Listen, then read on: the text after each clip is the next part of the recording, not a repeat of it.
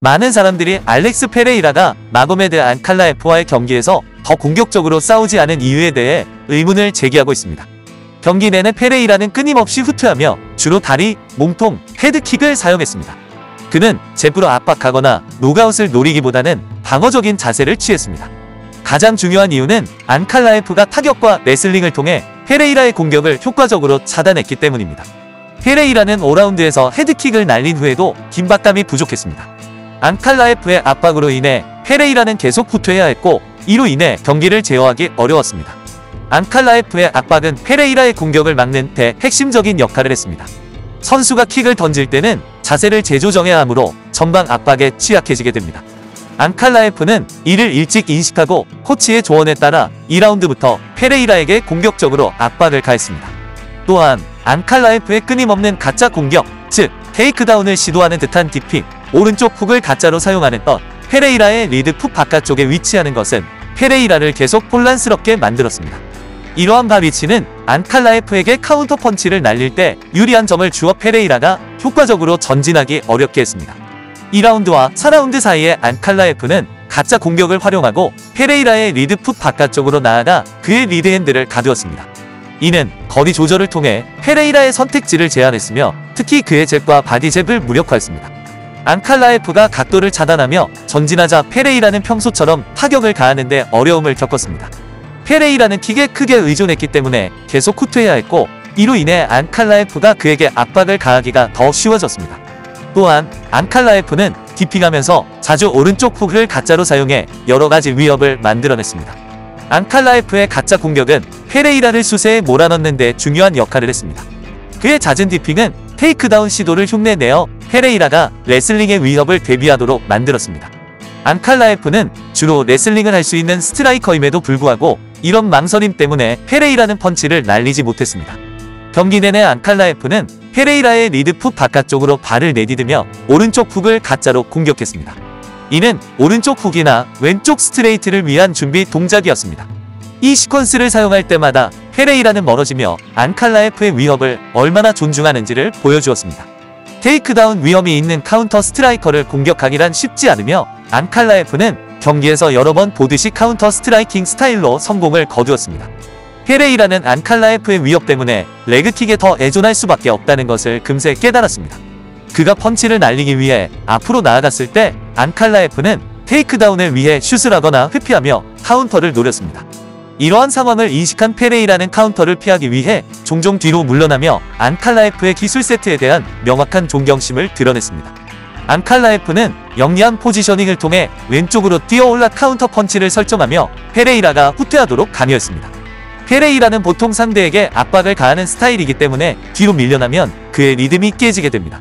안칼라에프와 그의 팀은 날카로운 게임 플랜을 실행하며 페레이라의 라운드 킥과는 달리 공간을 제어하기 위해 푸시킥을 사용하여 그를 더욱 방어적으로 만들었습니다.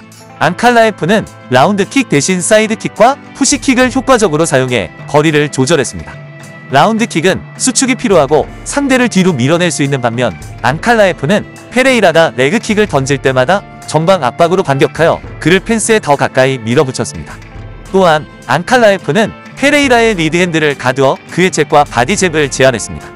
이는 압박을 가하는 데 중요한 도구입니다.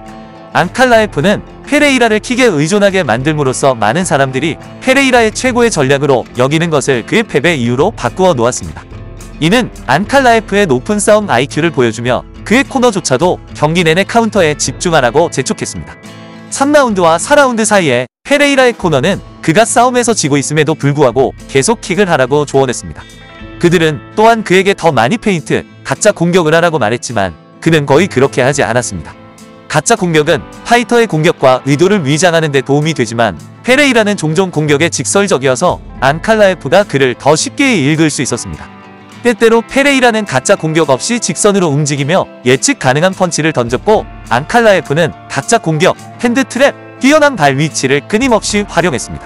4라운드와 5라운드 사이에 페레이라의 코너는 그가 더 공격적으로 움직이고 똑바로 뒤로 물러서는 대신 측면 이동을 사용하도록 촉구했습니다. 그러나 가장 큰 놀라움은 안칼라에프가 가끔 펀치를 너무 과하게 뻗었음에도 불구하고 반격이 없었다는 점입니다. 페레이라는 반격 기회가 있었지만 거의 잡지 못했습니다. 그는 몇 번의 좋은 반격을 성공시켰지만 전반적으로 주저하는 모습이었습니다. 이는 안칼라에프의 속도나 페레이라가 추측하게 만든 끊임없는 태클과 가짜 공격 때문일 수 있습니다. 이 싸움은 엘리트 MMA 수준에서 안칼라에프의 뛰어난 타격 능력을 보여주었습니다. 페레이라가 라이트 헤비급에서 최고의 스트라이커로 여겨지지만 안칼라에프는 스트라이킹과 태클 위협을 혼합하는 능력이 있어 MMA에서도 마찬가지로 위험한 상대입니다. 어떤 사람들은 태클이 역할을 했다고 주장할 수도 있지만 그것은 MMA의 일부입니다. 안칼라에프는 순수한 레슬러가 아니라 레슬링을 잘하는 스트라이커입니다. 반면 페레이는 여전히 1차원적인 스타일을 고수하고 있습니다. MMA에서의 스트라이킹은 단순히 킥복싱에 관한 것이 아니며 스포츠의 모든 요소를 혼합해야 합니다. 강력한 태클 위협은 효과적인 스트라이킹을 위한 중요한 기초 중 하나입니다. MMA에서 최고의 스트라이커가 되는 것은 기술적인 부분만으로는 이루어지지 않습니다. 태클이 있음에도 불구하고 스트라이킹을 효과적으로 하는 것이 중요합니다. 페레이는 뛰어난 태클 방어를 보여주었고 많은 사람들이 예상하지 못했던 안칼라에프의 모든 시도를 막았습니다. 어떤 이들은 안칼라에프가 적어도 한 번의 태클을 성공시킬 것이라고 생각했지만 그는 아무것도 얻지 못했습니다. 사실 페레이라는 4라운드 마지막에 안칼라에프를 넘어뜨렸지만 그가 통제력을 확립하거나 그라운드 스트라이크를 하지 않았기 때문에 공식적으로는 인정되지 않았습니다. 페레이라는 또한 잘 실행된 킥 콤비네이션으로 강력한 순간을 만들었습니다. 그는 왼쪽으로 발을 내디디며 외부 레그킥을 던졌고 강력한 오른쪽 하이킥을 위한 모멘텀을 만들어내는 각도를 만들었습니다. 이 하이킥은 부분적으로 착지했습니다. 이는 페레이라의 이번 싸움에서 가장 큰 스트라이크 중 하나였을 수 있습니다. 아마도 재경기에서는 이런 순간을 더 많이 만들어낼 수 있을 것입니다. 비슷한 상황에서 기회를 늘리기 위해 페레이라는 더 공격적으로 나서고 더 많은 위험을 감수해야 할 수도 있습니다.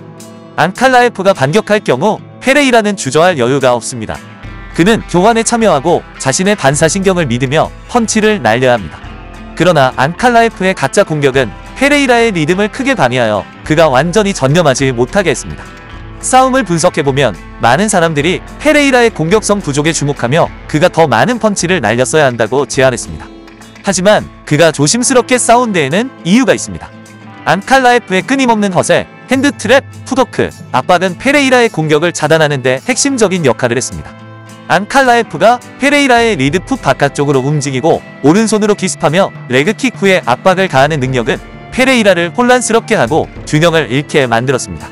페레이는 항상 공격적인 교환을 선택할 수 있었지만 그는 안칼라에프의 반격 능력과 태클 위협에 막혔습니다. 현대 MMA에서 흔히 볼 수 있는 태클 위협을 가진 카운터 스트라이커와 싸우는 것은 쉽지 않습니다. 안칼라에프는 태클을 효과적으로 날릴 수 있는 몇 안 되는 라이트 헤비급 선수 중 한 명이지만 페레이라는 레슬링 기술도 발전시켜 이 싸움에서 모든 태클 시도를 방어했습니다. 잠재적인 재경기에서 페레이라는 자신의 태클 방어에 더 자신감을 가질 것입니다. 그는 자신이 맞선 최고의 태클 중 일부를 가진 안칼라에프와 같은 파이터에 대해 그것이 어떻게 유지될지 확신하지 못하는 것처럼 보였습니다.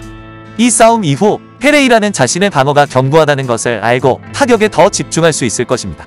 또한 그는 안칼라에프의 태클 능력뿐만 아니라 타격에 대해서도 대비를 할 필요가 있어 보입니다.